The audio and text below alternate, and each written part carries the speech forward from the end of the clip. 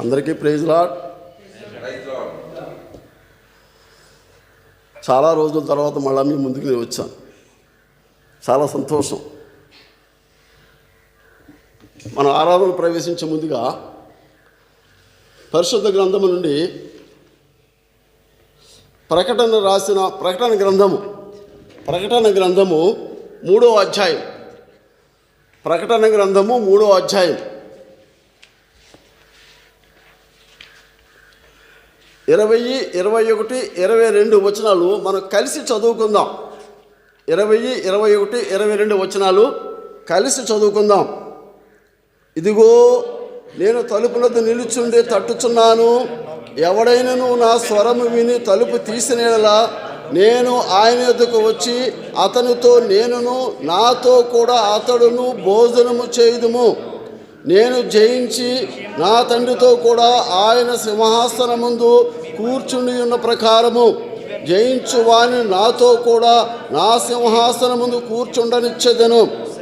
సంఘములతో ఆత్మ చెప్పుచున్న మాట చెవిగల వాడు వినుగాక. ప్రార్థన చేసుకుందాం. ప్రేమగల మా తండ్రి, పరిశుద్ధుడు మా దేవా, జీవాధిపతి, జీవమునకు ఆధారమైనటువంటి వాడునైనా, సకల ఆశీర్వచనములకు కారణభూతుడైన దేవుడవు, ఆది సంభూతుడవు, అల్ఫయు ఓ మేఘైనటు వాడునైనా, అద్భుతాలు చేసేవాడు, సర్వశక్తిమంతుడువు, సర్వాధికారివి నాయన. ఇంత గొప్ప దేవుడు ప్రభువా, మాకును దేవుడుగా ఉండి మమ్మల్ని ఆదరించి మమ్మల్ని ప్రేమించి మా జీవిత దినాన్ని జ్ఞాపకము చేసుకొని మరి యొక్క నూతనమైన ప్రభుదినములో మేమందరము కూడా ప్రవేశించి దేవా నా తండ్రి మీ సన్నిధిని అనుభవించడం కొరకై దేవా మీరు మాకు ఇచ్చినటువంటి ఈ దినాన్ని బట్టి సమయాన్ని బట్టి ప్రభువా మీ వందనములు స్తోత్రములు చెల్లిస్తూ వస్తున్నాను. ఎంతైనా నమ్మదగిన దేవుడు నాయన. దగ్గర తండ్రి సమయంలో ప్రభువా మిమ్మల్ని ఆరాధించాలని మీ నామమును ఘనపరచాలని దేవా మీరు మాకు ఇచ్చిన సమయాన్ని బట్టి చేసిన మేలును బట్టి ప్రభువా మీకు వందనములు స్తోత్రములు చెల్లిస్తూ వస్తున్నాము నాయన. దయతో జ్ఞాపకం చేసుకోనండి. మేము చదవబడి లేఖన భాగము ద్వారా ప్రభువా నాతోనూ మాతోనూ మీరు మాట్లాడి నా తండ్రి ఆరాధన కొరకే ప్రభువా మా ప్రాణాత్మ దేహములను సిద్ధపరచమని ప్రార్థన చేస్తూ వస్తున్నాను. దయగల తండ్రి, నిలబడిచిన దాసుడు కేవలము నిష్ప్రయోజకుడునైనా, ఏమీ చేతకానివాడు, ఏ శక్తియు సామర్థ్యము లేనివాడు, జ్ఞానము లేనివాడు నాయన మీ రక్త ప్రోక్షణ తెచ్చుకుంటూ వస్తున్నాను. దేవా మీరే కనికరించి దేవా మీ ప్రజలకు ప్రభావ మీ మాటలు మీరు అనుగ్రహించి పెట్టి దేవా మీరే మాట్లాడమని సమస్తాన్ని కూడా ప్రభావ మీ స్వాధీనానికి అప్పగించుకుంటూ ఘనతయు మహిమయు ప్రభావం మీ నామమునకు ఆరోపిస్తూ మా ప్రభు అయిన యేసుక్రీస్తు వారి నామమున స్తుతించి ప్రార్థించి వేడుకుంటున్నాము తండ్రి. ఆమేన్.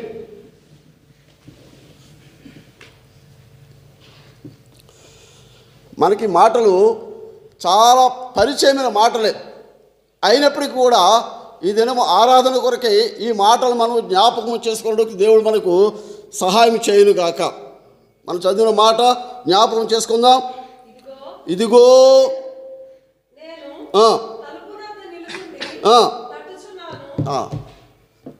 దేవుని వాక్యం చెబుతుంది. ఇదిగో ఇదిగో అన్న మాటకు అర్థం ఏమిటి? ఇదిగో అంటే అర్థం ఏమిటి? ఇప్పుడే అని అర్థం. ఇదిగో అంటే ఇప్పుడే, ప్రజెంట్. ఎక్కడున్నాడు ఈయన? తలుపు వద్ద ఉండి ఏం చేస్తున్నాడు? తట్టుచున్నాడు. ఈ మాట గమనించాలి. ఇదిగో ఇప్పుడే నేను తలుపు వద్ద నిలుచుండి తట్టుచున్నాను. తలుపు వేయబడిన తర్వాత అందరూ లోపలే ఉంటారు, బయటనే ఎవరు ఉండరు. కాబట్టి ఎవరైనా వస్తే ఇంట్లోకి రావాలనుకున్నట్టయితే తలుపు తట్టాలి, తలుపు కొట్టాలి, శబ్దం చెయ్యాలి.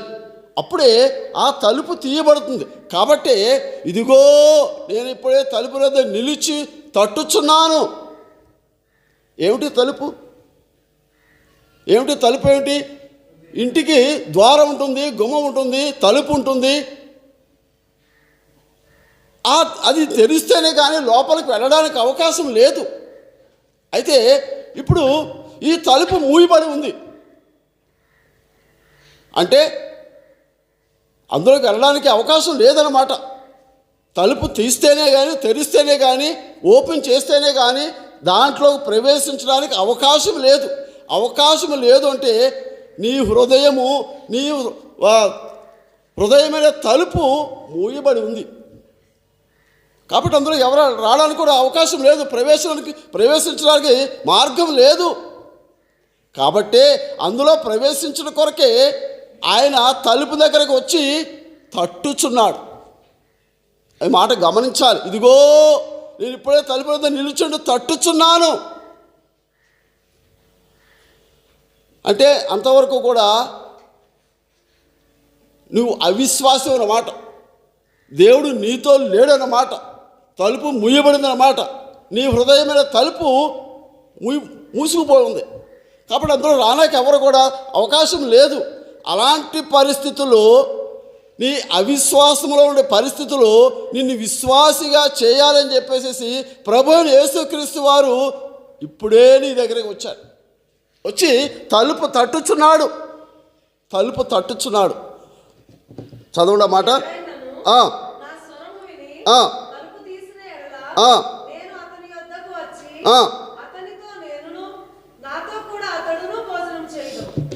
ఎవడైనను తలుపు తీసిన ఎడల, తలుపు తీస్తే కదా లోపలికి వెళ్తాం, తీయకపోతే మనం లోపలికి వెళ్ళలేం. తలుపు తీయాలంటే ఆ శబ్దము వినాలి, ఆ స్వరము వినాలి. వింటేనే కదా మనం తలుపు తీస్తాం. కాబట్టి ఆ స్వరము వినబడుతూ వస్తుంది. ఏమిటా స్వరము? చూడండి, 29వ కీర్తన 29. ఆ స్వరము ఎలాంటిది, ఆ స్వరములో ఎంత శక్తి ఉంది అనే మాట 29వ కీర్తనలో రాయబడుతూ వచ్చింది.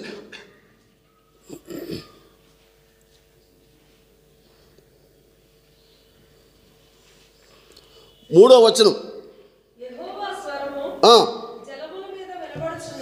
యెహోవా స్వరము జలముల మీద వినబడుచున్నది. అక్కడ తలుపు దగ్గర ఆ స్వరం వినబడుతుంది. ఇంకెక్కడ వినబడుతుంది? జలముల మీద వినబడుతుంది. తర్వాత 4వ వచనం చూడండి, యెహోవా స్వరము బలమైనది, జలముల మీద తిరుగుతూ ఉంది, వినబడుతూ ఉంది. ఇంకా యెహోవా స్వరము బలమైన స్వరము.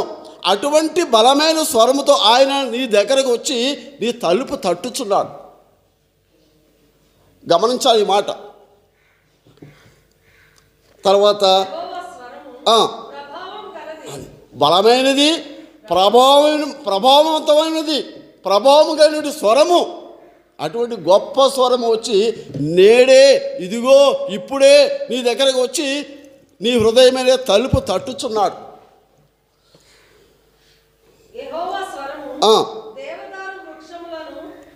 విరుచులు, యెహోవా స్వరము దేవదారు వృక్షములు విరుచులు. అంటే ఈ స్వరానికి ఎంత శక్తి ఉందో, ఎంత బలము ఉందో ఈ మాటను బట్టి మనం గ్రహించగలము.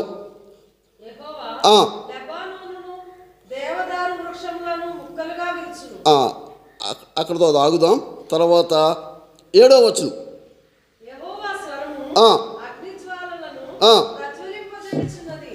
చూసారా, ఒక్కొక్క స్వరానికి ఒక్కొక్క శక్తి ఉందన్నమాట.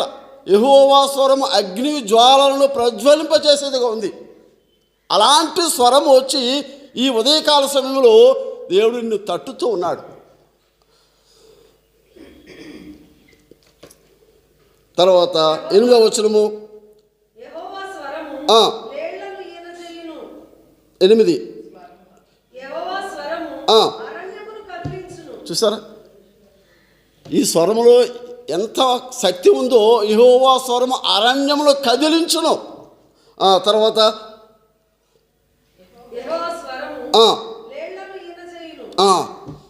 చూసారా, ఎంత కష్టమైనా సరే, ఎంత శ్రమ అయినా సరే, ఎంత బాధ అయినా సరే యెహోవా స్వరం సహాయపడుతూ వస్తుంది. కాబట్టి ఈ ఉదయకాల సమయంలో ఇదిగో నేను తలుపులందు నిలుచుండి తట్టుచున్నాను. ఎవడైనాను నా స్వరము విని, ఆయన స్వరం వినాలి. నా స్వరము విని తలుపు తీసినట్టయితే ఆయన ఏం చేస్తాడట? తలుపు తీస్తే లోపలికి వస్తాడు. లోపలికి వచ్చి నీతో ఉండడానికి ఇష్టపడతాడు. కాబట్టి ఈ ఉదయకాల సమయంలో ప్రభు నిన్ను తట్టుతున్నాడు. నీ హృదయమైన తలుపు తట్టుచూ ఉన్నాడు, వింటున్నాడు. నీవు ఆయన స్వరము ఎలాంటి స్వరమో కూడా మనకి చెప్పబడుతూ వచ్చింది. అలాగే యోహాను రాసిన సువార్త, యోహాను రాసిన సువార్త 10వ అధ్యాయం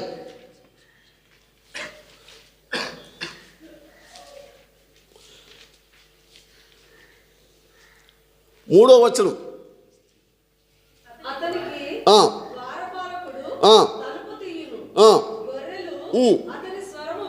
ఇక్కడ కూడా ద్వారపాలకుడు ఆ స్వరము విని తలుపు తీస్తున్నాడు. ఆయన అందులోనికి ప్రవేశిస్తున్నాడు. అతని స్వరము వినును. మరి ఈ ఉదయకాల సమయంలో ప్రభువైన యేసుక్రీస్తు వారు నీతోనూ నాతోనూ మాట్లాడుతున్నాడు. ఆయన స్వరం వింటున్నావా? ఊరికే వింటున్నావా? వినిన దానికి నువ్వేమి చేస్తున్నావు? తలుపు తీస్తున్నావా? నీ హృదయం తెరుస్తున్నావా? నీతో మాట్లాడుతున్నాడు. ఎందుకని? ఆయన నీతో ఉండడానికి ఆయన ఇష్టపడుతున్నాడు. కాబట్టి ఈ ఉదయకాల సమయంలో ప్రభు నీతో మాట్లాడుతూ వస్తున్నాడు, నిన్ను పిలుస్తూ వస్తున్నాడు. చాలమ్మా.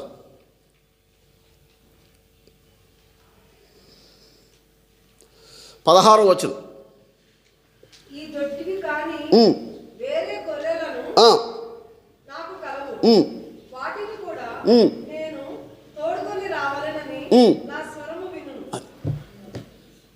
ఆయనకి చెందనటువంటి వాటిని కూడా తీసుకుని రావాలి, చేర్చుకోవాలి అనే ఉద్దేశంతో ఆయన పిలుస్తూ వస్తున్నాడు. నా స్వరము వినును. ఆ గొర్రెలు నా స్వరం వింటాడు. మరి మనం ఏం చేస్తున్నాం? మనం వింటున్నామా? వినేసి ఊరుకుంటున్నామా? తలుపు తీస్తున్నామా? ఒక్కసారి మనం ఆలోచించుకోవాలి. తలుపు తీయకపోతే ఆయన మనలోనికి ప్రవేశించడు. కాబట్టి పరమగీతములో మాట చూద్దాం. పరమగీతములు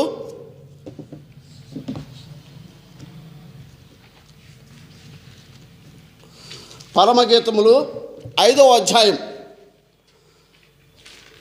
5వ అధ్యాయము 2వ వచనం.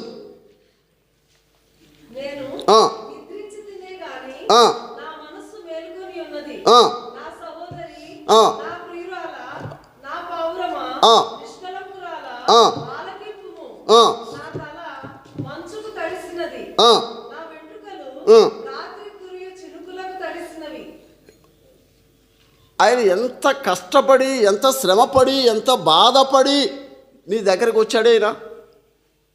ఆయన స్వరం నీకు వినిపిస్తున్నాడు. ఎటువంటి పరిస్థితుల్లో వినిపిస్తున్నాడు? నేను నిద్రించుతనే కానీ నా మనస్సు మేలుకొని ఉన్నది. ఎందుకొరకు మేలుకొని ఉన్నది? ఎందుకొరకు? ఆయనకి స్వరము వినడానికి నిద్రిస్తున్నాడు. కానీ ఆ ప్రియురాలు నిద్రించుతున్నది కానీ మేల్కొని ఉన్నది. ఎందుకని? ఆ స్వరము వినాలని చెప్పేసి ఆశతో మేల్కొని ఉన్నది. నా సహోదరి, నా ప్రియురాలా, నా పావురమా, నిష్కళంకురాలా, ఆలకింపుము. నా తల మంచుకు తడిసినది. ఎంత శ్రమపడి, ఎంత బాధపడి, ఎంత కష్టపడి ప్రియురాలి దగ్గరకు ఆయన వచ్చి నిల్చున్నాడు. తల మంచుకు తడిసిపోయిన పరిస్థితి, అనగా శ్రమ, కష్టము, బాధ అనుభవించి ఆయన వచ్చిన వాడిగా ఉన్నాడు. తర్వాత నా తల వెంట్రుకలు రాత్రి కురియు చినుకులకు తడిసినది. తడిస్తే కొంత బాధ, కొంత కష్టము, కొంత శ్రమ అనుభవించవలసిన పరిస్థితి వస్తుంది. ఇన్ని పరిస్థితుల్లో ఆయన నీ దగ్గరకు వచ్చాడు, ఈ ప్రియురాలు దగ్గరికి వచ్చాడు. తర్వాత భాగం చూడండి.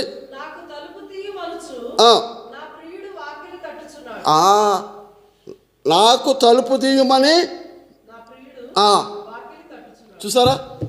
ఎంతో ఆశతో నిన్ను చేర్చుకోవాలని చెప్పేసి నీ దగ్గరకు వచ్చిన వాడిగా ఉంటూ వస్తున్నాడు. మంచుకు తడిశాడు, వర్షానికి తడిశాడు, ఎంతో కష్టపడ్డాడు. నీ దగ్గరకు వచ్చి తలుపు తట్టుచున్నాడు. తలుపు తట్టినప్పుడు తలుపు తీస్తే ఆయన లోపలికి ప్రవేశిస్తాడు. కనుకనే ఆయన తలుపు తట్టుచున్నాడని చెప్పేసి దేవుని వాక్యం చెప్తూ వస్తుంది. 3వ వచనం,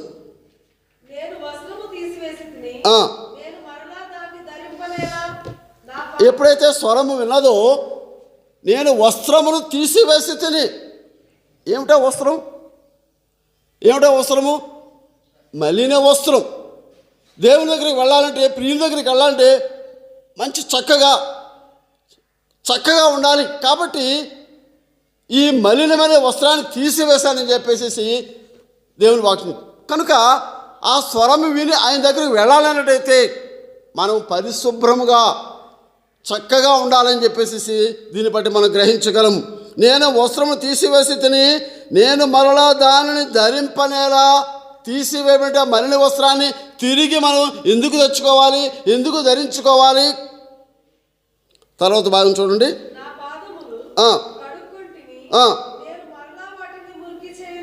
అది అంతే, శుభ్రంగా లేని పరిస్థితిని కడగబడిన పరిస్థితి.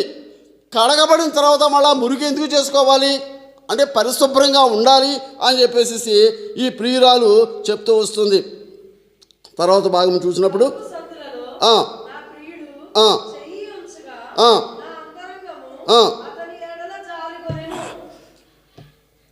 తలుపు సందులో చెయ్యి పెట్టేటట. ఆ చెయ్యి పెట్టగానే ఆమె జాలి పడిందట. కాబట్టి మన హృదయం ఎలా ఉంది, మన మనసు ఎలా ఉంది, మన యొక్క ఆలోచన ఎలా ఉంది? ఇన్ని కష్టాలు పడి, ఇన్ని శ్రమలు పడి, ఇన్ని బాధలు పడి ఆయన నీ దగ్గరకు వస్తే నువ్వేమైనా జాలి చూపిస్తున్నావా? నువ్వేమైనా మంచిగా ఆలోచిస్తున్నావా? కాబట్టి తర్వాత భాగం చూసినప్పుడు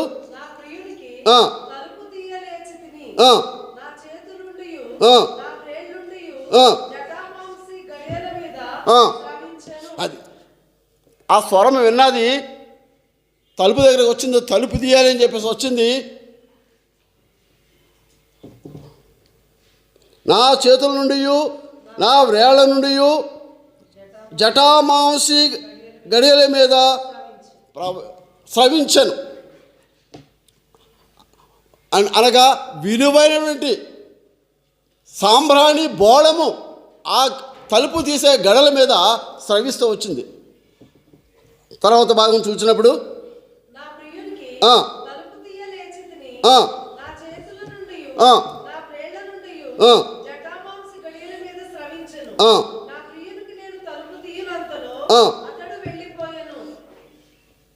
ఆలస్యం చేసింది.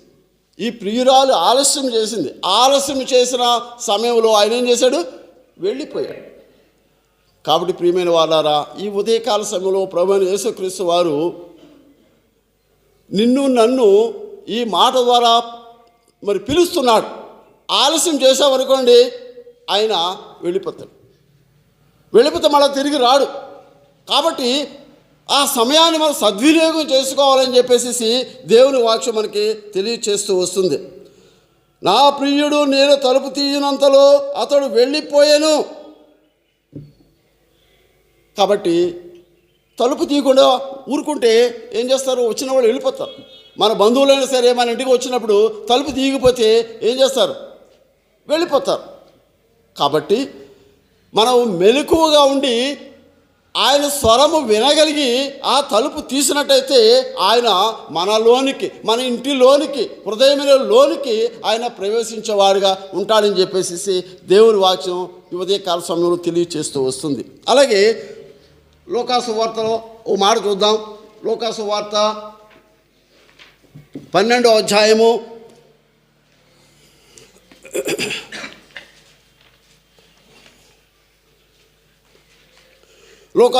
12వ అధ్యాయము 36వ వచనం.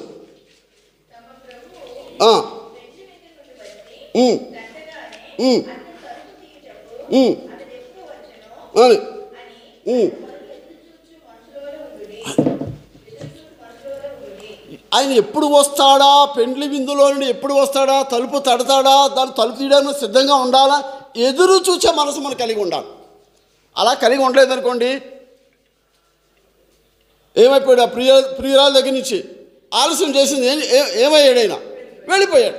కాబట్టి ఎప్పుడు వచ్చి తలుపు కొడతాడా, తలుపు తడతాడా, మన తలుపు తీయడానికి సిద్ధంగా ఉండాలా అని చెప్పేసి మనస్సు కలిగిన వారముగా ఉండాలి. మనం ఆలస్యం చేస్తే ఆయన వెళ్ళిపోతాడు. కాబట్టి అలాగే 24వ అధ్యాయం లూకా సువార్త,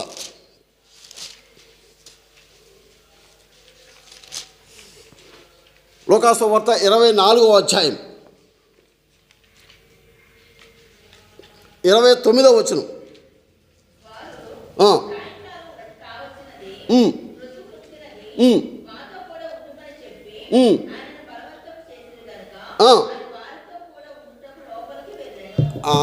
ఇక్కడ శిష్యులు ప్రభువైన యేసుక్రీస్తు వారు శిష్యుల దగ్గరికి వచ్చినప్పుడు ఏం చేశారు? వీళ్ళు ఏం చేశారు? బలవంతము చేశారు అన్న మాట రాయబడింది అక్కడ. బలవంతము చేశారు. బలవంతము చేయగా ఆయన ఏం చేశాడు? అది లోపలికి వెళ్ళాడు. ఎప్పుడైతే మనం బలవంతం చేస్తామో, మన ఇంటికి వచ్చిన బంధువులైనా సరే సరిగా పరామర్శించలేదనుకోండి, వాళ్ళు అంతా మరి ఉండడానికి వాళ్ళు ఇష్టపడరు. పరామర్శ చేస్తేనే, మంచిగా చూస్తేనే, మంచిగా మాట్లాడితేనే లోపలికి రావడానికి ఇష్టపడతారు, మనతో ఉండడానికి ఇష్టపడతారు. ఇక్కడ ప్రభువైన యేసుక్రీస్తు వారు కూడా మళ్ళీ చదువు మాట 29వ వచనం, వారు సాయంకాలము కావచ్చును, ప్రొద్దు గుంకినది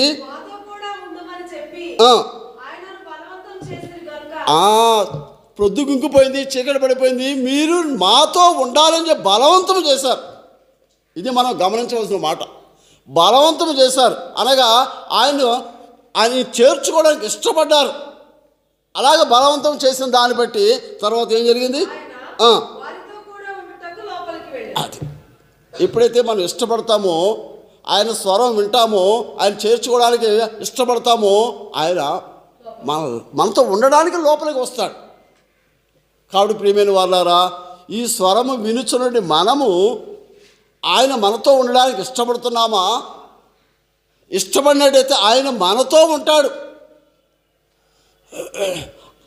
అలాగా మనతో ఉండడానికి లోపలికి వచ్చాడు అనుకోండి, తర్వాత వచనం చూడండి, 30వ వచనం.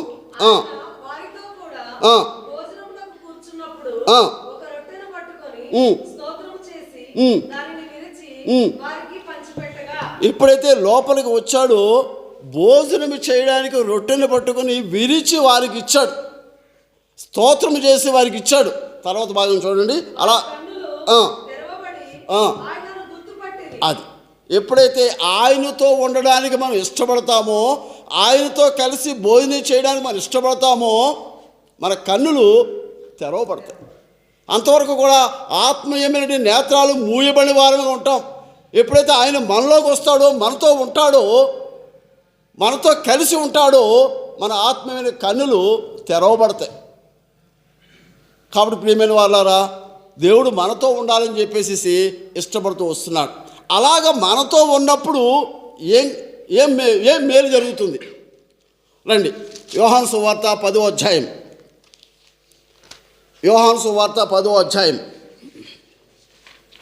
ఆయన మనలోకి ఎందుకు వస్తున్నాడు? ఏం మేలు జరుగుతుంది?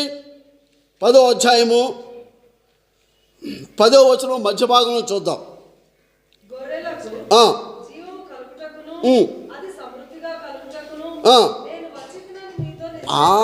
ఎందుకు వచ్చాడు ఆయన? జీవము ఇవ్వడానికి. జీవము, ఎలాంటి జీవము? సమృద్ధి అయిన జీవం. ఆయన ఎప్పుడైతే మనతో ఉంటాడో, మనలో ఇంట్లోకి వస్తాడో, మనతో కలిసి ఉంటాడో, సమృద్ధి అయిన జీవాన్ని మనం పొందుకునే వారము ఉంటాం. కాబట్టి ప్రియమైన వాళ్ళారా, దేవుడు మనం ఆహ్వానించవలసిన వారముగా ఉన్నాం తప్పించి మనం ఆలస్యం చేసామనుకోండి, ఆయన వెళ్ళిపోతాడు. వెళ్ళిపోతే మనకి జీవం ఉండదు ఇంకా. కాబట్టి ఆయన మనము ఆహ్వానించే వారముగా ఉండాలని చెప్పేసి దేవుని వాక్యం మనకి ఈ సమయంలో గుర్తు చేస్తూ వస్తుంది. అలాగే ఆయనతో ఉన్నటువంటి ఒక వ్యక్తిని మనం ఈ సమయంలో జ్ఞాపకం చేసుకుందాం. అదే లూకా సువార్త 19వ అధ్యాయం. లూకాసు వార్త 19వ అధ్యాయంలో మనకు తెలిసిన మాటలే ఒకసారి జ్ఞాపకం చేసుకుందాం. లూకాసు వార్త 19వ అధ్యాయము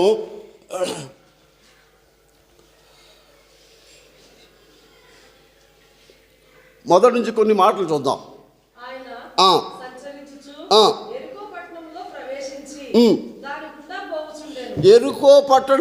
ఎరుకో పట్టణం అంటే అది పాపముతో కూడిన పట్టణం. అందులో ఏమాత్రం కూడా మంచితనం లేదు. పాపముతో నిండిపోయిన పట్టణములో ఆయన ప్రవేశించడానికి ప్రభువైన యేసుక్రీస్తు వారు ఆ మార్గం గుండా వెళ్ళడానికి మరి తటస్థించింది. ఆ తర్వాత భాగము ఇదిగో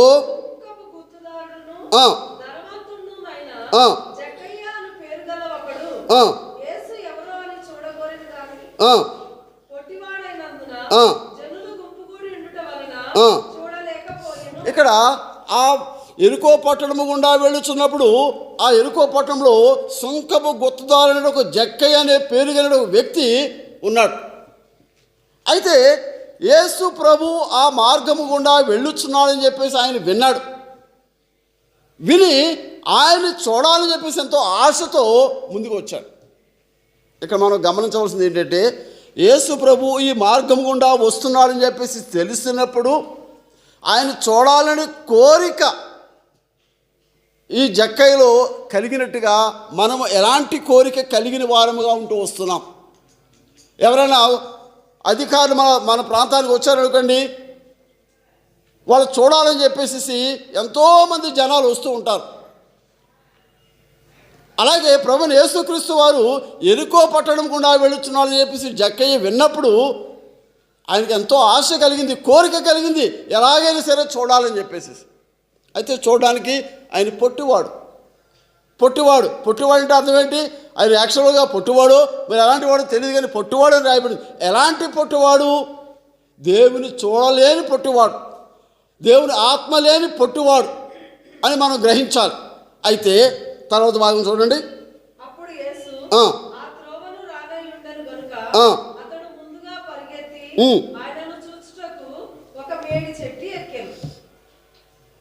చూడాలని ఆశ ఉంది. చూస్తే పొట్టివాడు, మరి పొట్టివాడైతే అంతమంది జనంలో ఆయన చూడడానికి అవకాశం ఉండదు. కాబట్టి పరిగెత్తుకుని వెళ్ళి ఒక మేడి చెట్టు ఎక్కాడట. అంటే దీన్ని బట్టి మనం గ్రహించవలసింది ఏంటంటే ఆయనలో ఎంత ఆశ ఉంది, ఎంత కోరిక ఉంది యేసు ప్రభువును చూడాలని చెప్పేసి. నేను పొట్టివాడిని కదా, నాకు చూడడానికి అవకాశం దొరకదు కదా అని నిరాశపడలేదు. ఎంతో ఆశతో ఎలాగైనా సరే చూడాలని చెప్పేసి మేడి చెట్టు ఎక్కాడట.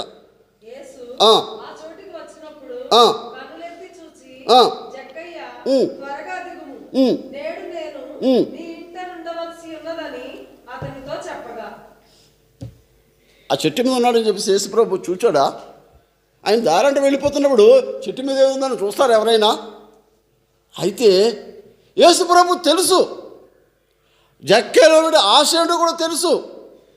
వచ్చాడు, జక్కయ్య దగ్గరికి వచ్చాడు. జక్కయ్య దిగు, చెట్టు మీద ఉన్న జక్కయ్యతో మాట్లాడుతున్నాడు. జక్కయ్య దిగు అని చెప్పేసి, నేడు నేను నీ ఇంట ఉండవలసి ఉంది. ఎప్పుడు ఉంటాడైనా మనతో? ఎప్పుడు ఉంటాడైనా? మనం ఆశ చూపించినప్పుడు, ఇష్టపడినప్పుడు, ఆయనతో ఉండడానికి మనకు కోరిక కలిగినప్పుడు, ఈ కోరిక ఈ జక్కయ్యలో ఉంది. కాబట్టి ఆ చెట్టు దగ్గరికి వచ్చి, జక్కయ్య దిగు, నేడు నేను నీ ఇంట నీతో ఉండవలసి ఉంది. అటువంటి ఆశ నీలో ఉందా? అటువంటి కోరిక నీలో ఉందా? యేసు ప్రభువుని చూడాలని అనుకుంటున్నావా? అలాగా ఆశ, ఆయనలో ఉన్న ఆశను యేసు ప్రభువు చూచాడు. కాబట్టి నీలో ఉన్న ఆశ ఎలాంటి ఆశ ఉంది అని దేవుడు చూస్తూ ఉన్నాడు. ఆశ ఉంటే నీతో ఉండడానికి ఆయన ఇష్టపడతాడు. సరే, ఆయన చెట్టు దిగమని చెప్పాడు, చెట్టు దిగాడు, నేను నీతో ఉండాలని చెప్పి అన్నాడు. ఎలాంటి జీవితం ఎలాగ మార్చబడిందో తర్వాత భాగం చూద్దాం.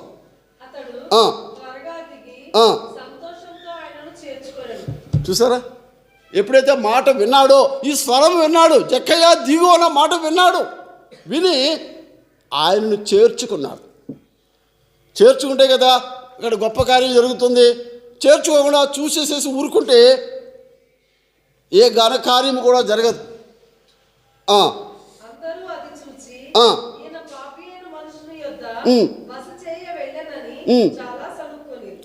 అయితే చూసిన వాళ్ళు అందరూ అనుకున్నారు, ఈ జక్కయ్య అనేవాడు పాపి అనే మనిషి, పాపాత్ముడు, ఇలాంటి వానితో ఉండడానికి యేసు ప్రభు ఇంతో ఉన్నాడని చెప్పేసి అందరూ కూడా సణుక్కున్నారట, చెప్పుకుంటూ వచ్చారు. అయితే తర్వాత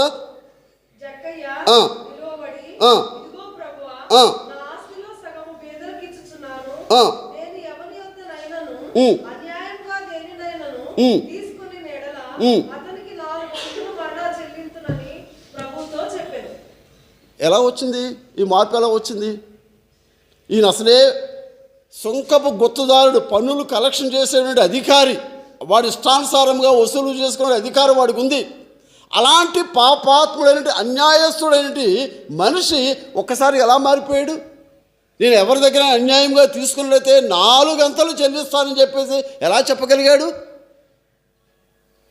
ఎలా వచ్చింది మార్పు?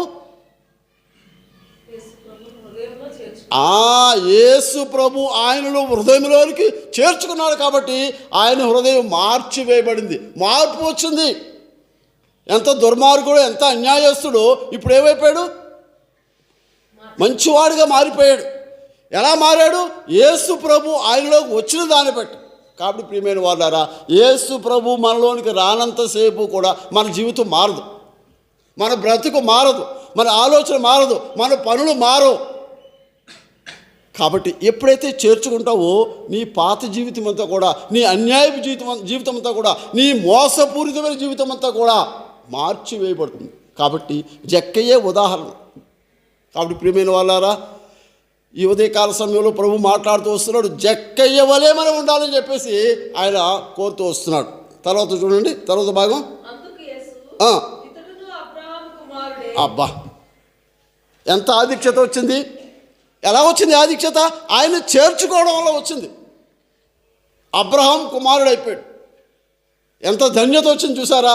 ఎంత దుర్మార్గమైన జీవితం కలిగిన వాడు ఎంత మంచి మార్గంలోనికి వచ్చాడు.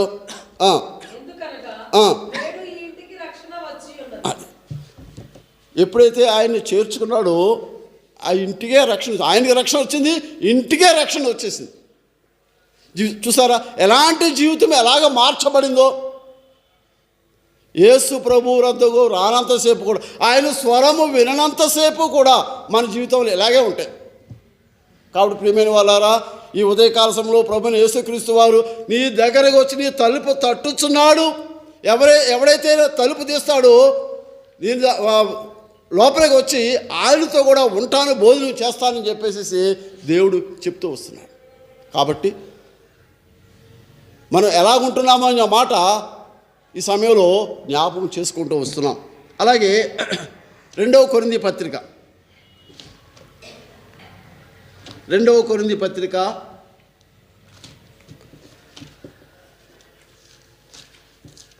13వ అధ్యాయము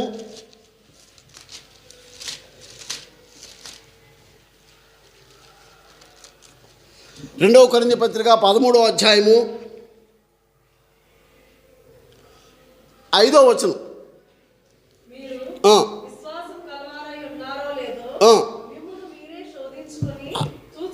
అది ఎందుకు అంటున్నాడు ఈ మాట? యేసు ప్రభు మీ దగ్గరకు వచ్చినప్పుడు మీ జీవితంలో ఎలా ఉన్నవి? మీరు విశ్వాసిగా ఉంటున్నారా, ఇంకా అవిశ్వాసిగానే ఉంటున్నారా? మీ జీవితాలు మీరే పరీక్ష చేసుకోండి. మీరు విశ్వాసము గలవారో కాదో మిమ్మల్ని మీరే పరిశీలన చేసుకోండి. ఎవరో వచ్చి మనం చెప్పక్కర్లేదు. మళ్ళీ చదవమా?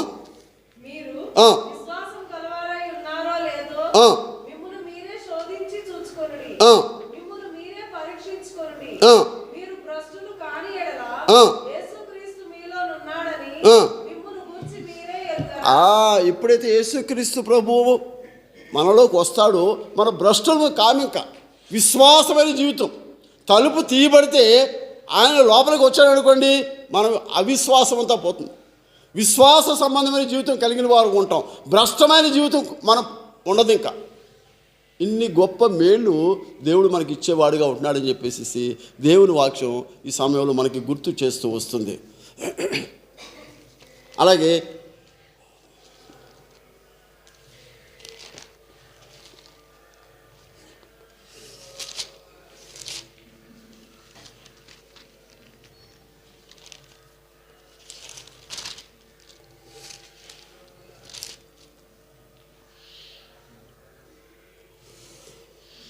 యోహాను సువార్త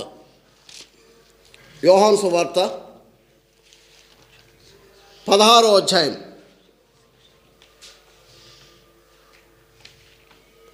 16వ అధ్యాయము 23వ వచనం.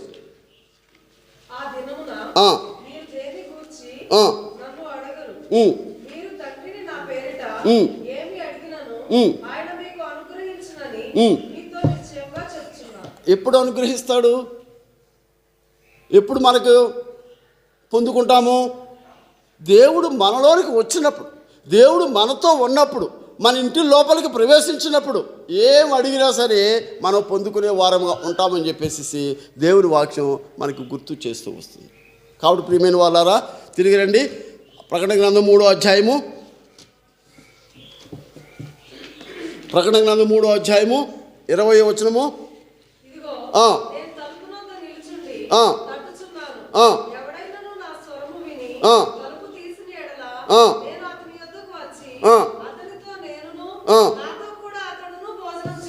అది తలుపు తీస్తే కదా లోపలికి వస్తాడైనా.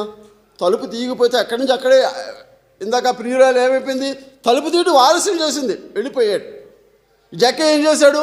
మాట వినగానే, స్వరం వినగానే దిగొచ్చాడు, ఆయన చేర్చుకున్నాడు, ఆయన ఇంటికి రక్షణ వచ్చింది, ఆయన జీవితమే మారిపోయింది. కాబట్టి ఈ ఉదయకాల సమయంలో ప్రభువైన యేసుక్రీస్తు వారు మన అందరితోనూ కూడా మాట్లాడుతూ వస్తున్నాడు. ఆయన మాట విని ఆయన చేర్చుకున్నట్టయితే మనకెంతో మేలు, మంచి జరిగేదిగా ఉంటుందని చెప్పేసి ఈ లేఖన భాగం ద్వారా మనం గ్రహించగలం. నేనును నాతో కూడా అతడును భోజనము చేయుదుము. ఇప్పుడు మనతో ఆయన ఉండడానికి ఇష్టపడినప్పుడు, చేర్చుకున్నప్పుడు ఇది జరుగుతుంది. ఇష్టపడకపోతే, చేర్చుకోకపోతే ఆయన అటు నుంచి అటు వెళ్ళిపోతాడు. మన విశ్వాస జీవితం ఉండదు, ఇంకా అవిశ్వాస జీవితము. కాబట్టి ప్రియమైన వారులారా, ఈ ఉదయకాల సమయంలో ప్రభువైన యేసుక్రీస్తు వారు ఆయన నీతోనూ నాతోనూ మాట్లాడుతూ వస్తున్నారు. అలాగే ప్రకటన గ్రంథం 5వ అధ్యాయం, ప్రకటన గ్రంథము 5వ అధ్యాయం 5వ వచనం.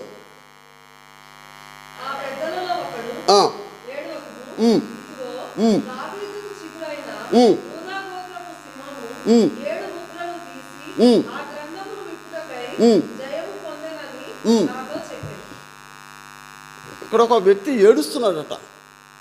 ఎందుకు ఏడుస్తున్నాడు? రా, నిద్రపోతున్నాడరా, రా జాన్, మరి అలాగే యోగాలో ఉన్నట్టు ఉన్నావేట్రా, నువ్వు మాటలు వింటున్నాడు కనుక కనిపించలేదు, ఏదో జాసలో ఉన్నాడు, ఉన్నాను, చెయ్యి అక్కడ తీయి, అలా పెట్టకు. కాబట్టి దేవుడు చెప్తున్నాడు, ఒక వ్యక్తి ఏడుస్తున్నట్టుగా ఇక్కడ చెప్పబడుతూ వచ్చింది. మళ్ళీ చదవమ్మ 5వ వచనము.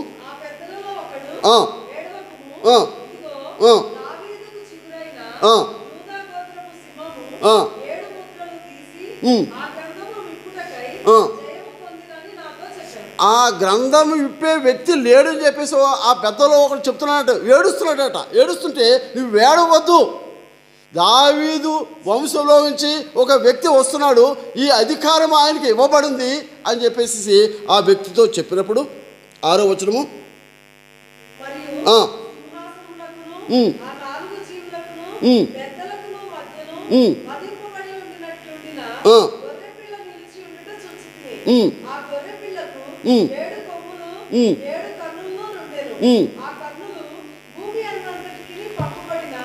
ఆ పెద్దల మధ్య వధింపబడిన గొర్రె పిల్ల నిలబడి ఉందట.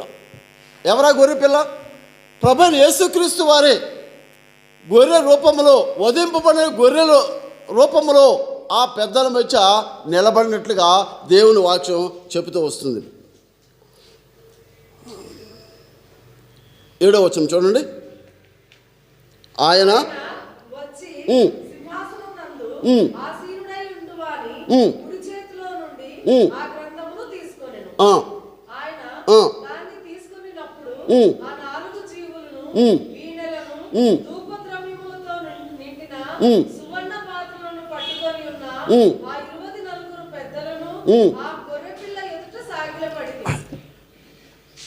ఎప్పుడైతే గొర్రెపిల్ల ఆ పెద్దల మధ్య నిలబడి ఉందో 4 జీవులు 24 పెద్దలు కలిసి గొర్రెపిల్ల ఎదుట సాగిలపడిన వారుగా ఉన్నారు. అయితే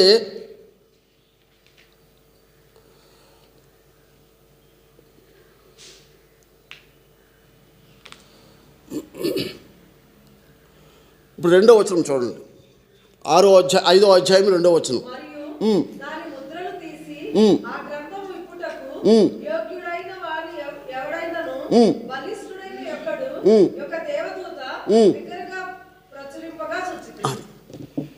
యోగ్యుడైన వాడు ఎవడు అని చెప్పేసి అన్నప్పుడు దావీదు వంశములో నుంచి ఆ గ్రంథమును విప్పే యోగ్యుడైన వ్యక్తిని అక్కడ చూపిస్తూ వచ్చాడు.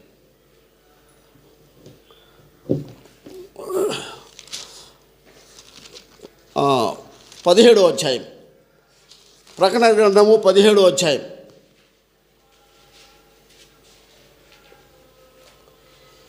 14వ వచనం.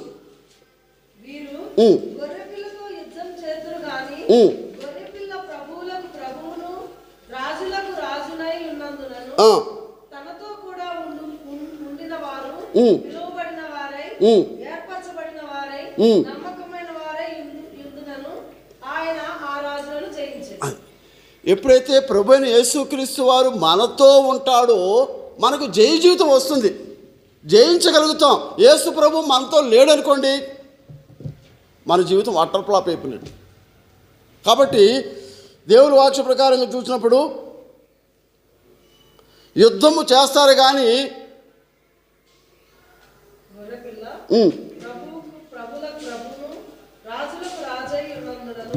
ఈ గొర్రెపిల్ల ఒక ప్రభువు, ఒక రాజు అయినాడు. కాబట్టి ఆయన జయించడానికి ఎవరికి అధికారం లేదు. ఆయన కలిగి ఉన్న వారికి ఆ విజయమును పొందేవారుగా ఉంటారని చెప్పేసి దేవుని వాక్యం చెబుతూ వస్తుంది. అలాగే 29వ కీర్తన 29వ కీర్తన 1వ వచనం. 29వ కీర్తన.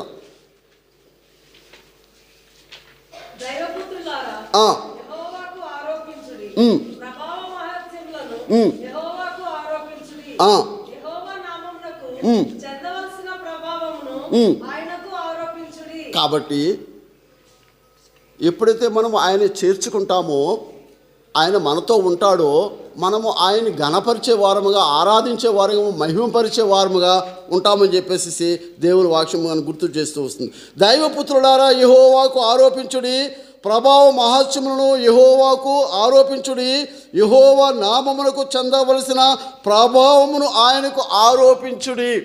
ఇంత గొప్ప ప్రభు, రాజులకు రాజు, ప్రభువులకు ప్రభు అంటే యేసుక్రీస్తు వారు మనం కలిగి ఉన్న దాన్ని బట్టి ఆయన ఘనపరచవలసిన వారముగా ఉన్నామని చెప్పేసి దేవుని వాక్యం మనకి తెలియచేస్తూ వస్తుంది. అలాగే 25వ కీర్తన 25 15వ వచనం.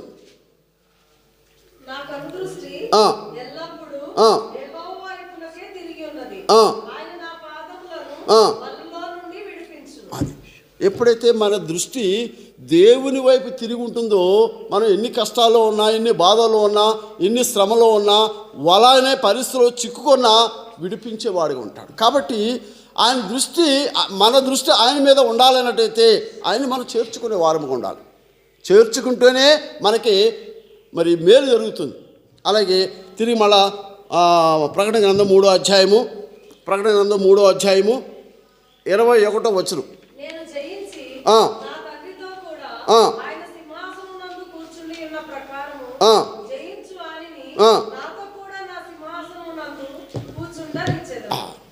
ఎప్పుడైతే మన జయ జీవితం కలిగి ఉంటామో, జయ జీవితం కలిగి ఉండాలంటే ప్రభువైన యేసుక్రీస్తు వారు మనలో ఉండాలి.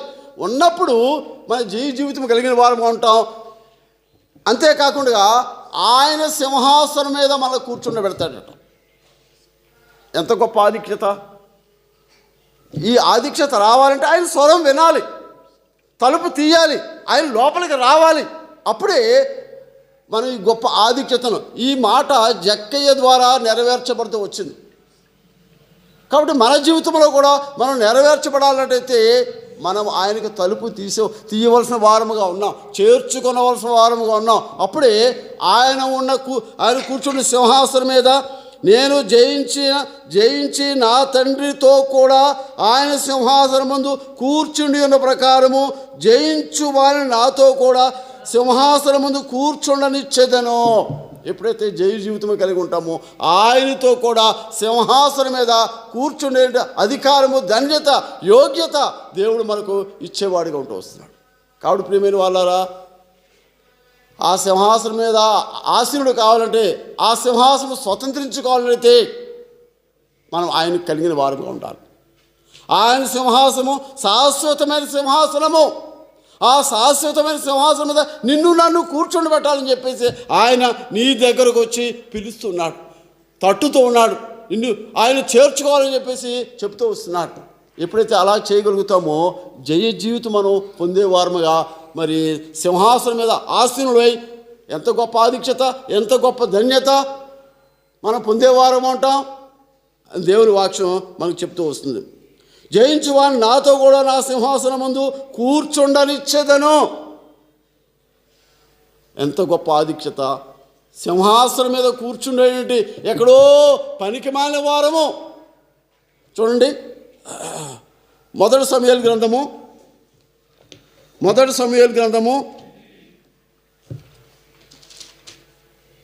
2వ అధ్యాయము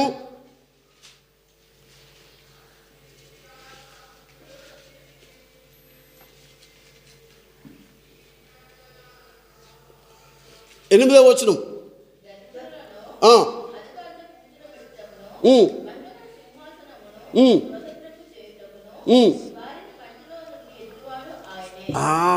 ఎక్కడో మంటి మీద తర్వాత భాగం కూడా చూడండి.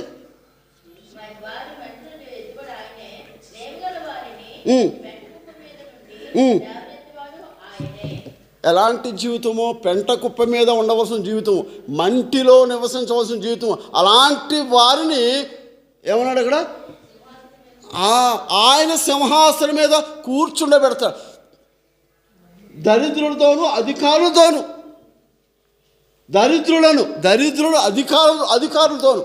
ఎందుకు పనికిరాని జీవితము అన్నట్టు మన జీవితాన్ని అధికారులతో దేవునికి సింహాసనం మీద కూర్చుండబెట్టడానికి ఆయన ఇష్టపడుతూ వస్తున్నాడు.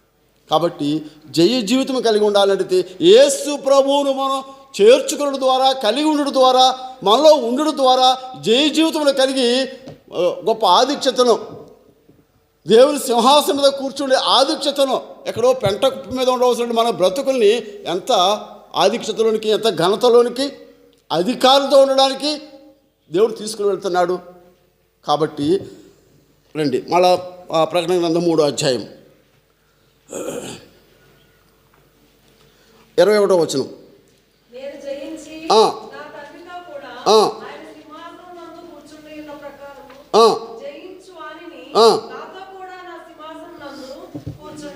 ఎవరిని కూర్చుండనిస్తాడు? జయించేవారిని. అందరినీ కూర్చోబెట్టడు, జయించేవారిని. జయ జీవితం కలిగి ఉండాలంటే ఆయన మనలో ఉండాలి, ఆయన మనతో ఉండాలి. అప్పుడే ఈ గొప్ప ఆధిక్యత, ఈ గొప్ప ధన్యత దేవుడు మనకి ఇచ్చేవాడుగా ఉంటాడని చెప్పేసి దేవుని వాక్యం మనకి చెప్తూ వస్తుంది. అలాగే చివరిగా 22వ వచనం.